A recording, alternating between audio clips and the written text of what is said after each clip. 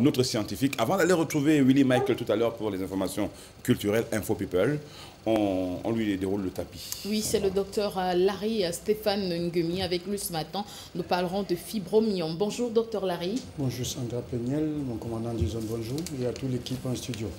Sans oublier tous ceux qui nous regardent ce matin, bonjour. Alors, Sandra et moi, on en a beaucoup parlé. Même Priscille aussi, on a essayé d'évoquer un petit peu la fibromyome, ou la fibromyomie, on dit quoi? Fibromyome. Fibromyome, oui. D'accord. Pardonnez du peu, hein, parce que prononciation scientifique, c'est pas tellement évident. Mais c'est quoi exactement pour... parce qu'on a trouvé des réponses à notre niveau, mais on voudrait la réponse du scientifique, de l'expert lui-même. Voilà, il faut dire que j'ai aimé cet échange ce matin. Il faut dire déjà que ça annonce ou encore l'introduction de la thématique. Alors, fibromyome, en un seul mot, vous voudrais encore dire myome ou encore fibrome. Je voudrais déjà qu'on ne dissocie pas. On dit fibromyome, mais il ne s'agit pas de deux pathologies. D'accord. Hein, c'est la même chose. Maintenant, la différence se situe entre fibrome ou myome et kyste. Quand on parle de kyste, c'est l'ovaire. Voilà. Myome ou fibrome, c'est la même chose. Ça, déjà, c'est ce qu'il faut comprendre. Il s'agit bien évidemment de ce qu'on pourra encore appeler tumeur. Mais non cancérigène, déjà, il faut le dire. Bénigne. Quand on dit maligne, ça veut dire sur le cancer. Voilà. Donc, quand c'est tellement, on dirait tumeur, beaucoup ne vont pas comprendre. C'est une inflammation, hein, qui se présente sous forme d'une boule. Hein, ça commence par une bille, après c'est le citron, après c'est l'orange, après c'est pamplemousse, papaye.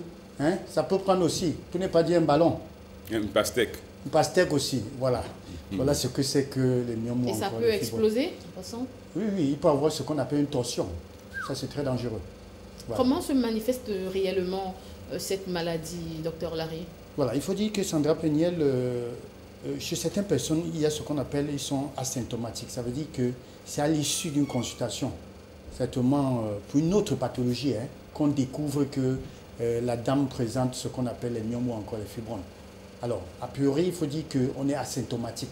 Donc, il n'y a pas de symptômes. Mais par contre, ça va dépendre de l'emplacement ou encore le nombre qui va susciter justement, qui va pouvoir créer certains symptômes chez certains, notamment ce qu'on appelle le saignement entre les règles, ou encore règles abondantes, ou encore douleur du dos, hein, on a mal au dos là, ou encore constipation, pour ne pas dire chronique, ou encore ce qu'on appelle l'effet de faire trop pipi. Hein, ce n'est pas forcément dit que vous êtes diabétique. Voilà autant de signes avant-coureurs. Alors il y a également ce qu'on appelle douleur pelvienne, c'est-à-dire au bas-ventre. Vous avez très mal au bas-ventre, notamment. Oui. Pendant les rapports ou après? C'est vrai qu'il y a aussi pendant les rapports. Mais en dehors même des rapports, la femme a cette douleur pelvienne-là, au bas-ventre-là, surtout due à l'emplacement de ce myome. Voilà. Il y a une douleur pendant, c'est une parenthèse avant de revenir à l'autre question, une douleur pendant le rapport sexuel, c'est pas normal. On ne doit pas avoir mal quand on... ne doit pas avoir mal, on ne doit pas, en principe. D'accord, on ne doit pas avoir mal. Non, non. Quand on a les douleurs pendant soit pénétration et tout, on ne devrait pas. Il n'y a pas de aïe possible, de aïe. Non, surtout pas. Vous avez compris ça, hein? Non, sauf si peut-être l'ambiance... oui, si le partenaire est un peu plus violent, ou alors si les deux partenaires vont en force pendant le rapport sexuel, on ressent carrément la douleur, docteur Larry. Oui, mais ça c'est... Parce qu'il y a des positions missionnaires qu'on prend aujourd'hui qui font... Là, ça c'est un cas de traumatisme qui n'a rien à y voir. Rapport normal, on ne devrait pas avoir des douleurs. Je referme un peu cette parenthèse. En mode fouca-fouca, on devrait avoir mal. Je vous en prie, je vous en prie. Non, mais les enfants sont à l'école et c'est l'instant de la santé. Missionnaire et fouca, moi je sais pas. Vous aimez cette position? Laquelle? Non. Missionnaire. Non, attention, je n'ai rien dit moi. Ah, ok. Docteur, pour revenir un petit peu au fibromyome, pourquoi est-ce qu'on en arrive là? Pourquoi est-ce qu'on a des fibromyome? Voilà, il faut dire que pourquoi est-ce qu'on a les myomes? En un seul mot, il faut dire que c'est dû à ce qu'on appelle un déséquilibre hormonal. L'excès d'oestrogène, une production excessive d'oestrogène. Cet hormone-là, lui, peut justement causer ce qu'on appelle les myomes. Il faut dire que pas seulement les myomes, même le cancer, même le surpoids, trop d'oestrogène cause beaucoup de problèmes de maladie. Ça, il faut le dire. Mais puisque nous parlons de myomes ce matin, c'est une cause. Alors, ce déséquilibre-là peut justement entraîner à ce qu'on appelle myome ou fibrome. Voilà. D'accord, docteur. Alors, Est-ce qu'on peut parler à présent des personnes et facteurs de risque? Voilà, facteur de risque, je voudrais dire qu'il y a ce qu'on appelle les règles précoces. Toutes les jeunes filles qui ont vu les premières règles avant l'âge de 12 ans, vous êtes personne à risque déjà. Ça, vous devez le savoir. C'est probable que vous puissiez développer les myomes, même à 25 ans. Alors, ces mamans qui nous écoutent, si vos filles, justement, ont vu les premières règles avant cet âge-là, ils sont déjà personnes à risque. Avant 12 ans? Avant 12 ans, il y en a. C'est trop tôt, ça. Oui, mais il y en a, on appelle ça les premières règles précoces. Les règles précoces, mais ça rend la jeune fille femme. Bien Parce sûr, qu'une fois déjà, que les règles... mais déjà, elle est femme, elle devient mature. Oui, ça veut dire qu'elle peut enfanter à cet âge. Elle peut enfanter, bien sûr, pourquoi pas. Je crois que peur. dans d'autres pays, on nous a parlé d'un bébé, d'une jeune fille à 9 ans qui avait, je crois, aux États-Unis. Et on n'a arrêté personne. Mon commandant, la question. Bon, bref. Continuons donc sur les facteurs Alors, de mais en risque. ce qui concerne les facteurs de risque, nous avons le surpoids, nous avons l'obésité. Oui. Et nous avons ce qu'on appelle la malbouffe. Encore la malbouffe. Toujours la malbouffe. Toujours la malbouffe. Voilà. Mal manger. Voilà. Il y a également Manger ce qu'on bizarrement. appelle les antécédents familiaux. Ah, d'accord. Si la maman a eu, c'est probable également que la jeune fille puisse en avoir. Donc il y a aussi ce lien-là. Voilà autant des facteurs de risque. Voilà. Les douleurs menstruelles. Et il y a également ce qu'on appelle les nullipares. Ces femmes-là qui n'ont pas fait des enfants. Les Aucune grossesse. Nullipares. On appelle nullipares. nullipares. Voilà. Nullipares. Pas de grossesse. Pas de grossesse. Oui. Ces femmes-là sont également personnes à risque. Ça, il faut le dire. Des femmes qui n'ont pas enfanté. Non pas, voilà. Ou encore qui n'ont Et pas qui encore. sont ménopausées. Non. Quand on est déjà ménopausé, on ne préciser. pourra pas Autre chose. développer. Vous pouvez entrer en ménopause avec les myomes déjà en vous. D'accord. Mais quand vous êtes déjà ménopausé et que vous n'avez pas eu de myomes, vous ne pourrez plus l'avoir parce qu'il n'y a plus d'oestrogène. Il faut mieux comprendre la chose. Mais on peut aller en ménopause avec la présence des myomes. D'accord. Ça, c'est important de le D'accord. dire. Maintenant, quand je dis nullipare, pourquoi? Parce qu'il y a d'autres qui pensent que le fait de ne pas faire des rapports sexuels entraîne la présence des myomes. Non. C'est plutôt le fait de n'avoir pas fait des enfants. Ah, d'accord. Il faut nuancer Pas les la rapports chose. sexuels. Voilà, pas des rapports sexuels. D'accord. Voilà. Donc, les douleurs menstruelles ne peuvent pas avoir un impact. Oui, mais il y a des... Facteur, Non, non, il y a un D'accord, facteur. les Il y a- douleurs menstruelles. Oui, oui, oui. Ok. Il y a, bien sûr. Bien sûr. Comment se pose, J'ai docteur? failli dire docteur Jason. Oui, pourquoi pas. Je vous soigne beaucoup. Alors, Avec du pardon. para et du doliprane. Le docteur a interdit d'ailleurs. Plus de doliprane à 2 heures. Ah bon, plus d'oliprane, docteur? Oui, plus de para. Bon. Ça c'est autre chose, consultation personnelle. On va C'est vrai. mettre ça ici sur la place publique. Je passais. Comment se pose le diagnostic, docteur? Est-ce que ça se fait facilement? À quel moment faut-il aller consulter? Voilà, il faut dire que j'ai écouté ce matin, il y a certaines femmes qui se sont retrouvées en train de développer les fibromes ou encore les myomes. Ils ont pensé qu'elles étaient enceintes. Sandra l'a dit tout à l'heure, Oui, ce oui, matin. c'est vrai, c'est bien sortait. vrai, c'est bien Oui. vrai. Alors, voilà, étant donné que visible à l'œil nu, c'est pas possible. Il faut consulter, comme précisait ce matin, il faut consulter ça à l'issue d'une consultation. Oui. Et notamment, on va faire ce qu'on appelle l'échographie ou encore l'hystéroscopie, alors qui permet, c'est-à-dire c'est visualiser la qualité. L'hystéroscopie, hein. Voilà. Rien à voir avec l'hystérectomie vaginale. Non, rien à voir avec ça. D'accord. Voilà, Ça, on va vous connaissez visualiser des choses, hein. plutôt de l'intérieur, la cavité utérine. Donc ça passe par le bas. Avec un appareil qui ressemble Avec un au appareil. pénis. Très bien, Ça. c'est bien ça. D'accord. On va faire entrer, faire pénétrer ça par là. Et C'est le médecin qui fait ça, hein? C'est le médecin, Oui, le et spécialiste. certaines femmes se vont plaisir. Les gynécologues, hein. il faut le préciser. Pardon? Oui, dit docteur Larry, peut-être c'est l'occasion de le dire. Certains gynécologues prennent beaucoup de plaisir à faire cet examen. Moi, je ne veux pas savoir ça. Hein. Non, comment c'est ce qui se passe. J'ai essayé, je Moi, me suis je- retrouvée vous à permettez. faire 1 heure sur une table et me posait des questions. J'avais Non, l'impression. je voudrais dire c'est pour une bonne exploration. Et ce n'est pas parce qu'il prouve du plaisir. Ah bon? Oh non. Réellement? C'est pour une bonne exploration tout simplement. Pour D'accord. s'assurer non seulement Vous avez de pensé qu'il prenait son l'emplacement. pied? Non, Oui, non, parce non. qu'il posait des questions. C'est qui pour avaient- s'assurer de l'emplacement ou encore du nombre. Parce qu'on peut en avoir plusieurs. Elle répondait en ayant peur. Alors, de l'emplacement, c'est important. Docteur, Et du nombre de docteur, myomes. pour qu'on Voilà. retienne, donc vous dites c'est une astuce que le gynécologue applique pour vous permettre de mieux lui expliquer ou bien Ce n'est pas une astuce. il le fait exprès pour Ce n'est pas une astuce. vous Non, ce endormir n'est pas une l'esprit. astuce, C'est s'il vous plaît. l'astuce Oui, seulement. c'est- La quoi, science voudrait que L'astuce, le c'est- diagnostic voudrait qu'on pose cela. C'est Oui. pas une astuce. Ce n'est pas le médecin ou le spécialiste qui le prend sur lui, non. Non, et quand il pose des questions et tout ça? Oui, mais c'est normal de poser des questions. C'est normal. Vous me posez des questions pendant que l'outil Oui, pendant qu'il fait justement mon commentaire. L'outil était en vous. Oui, qu'est-ce que vous sentez? C'est tout à fait normal. Est-ce qu'il y a une douleur? Parce qu'il faut dire qu'il y a un lien entre vous ressentiez quoi? Et les douleurs pendant les rapports, s'il vous plaît. Elle est violente, mesdames, messieurs.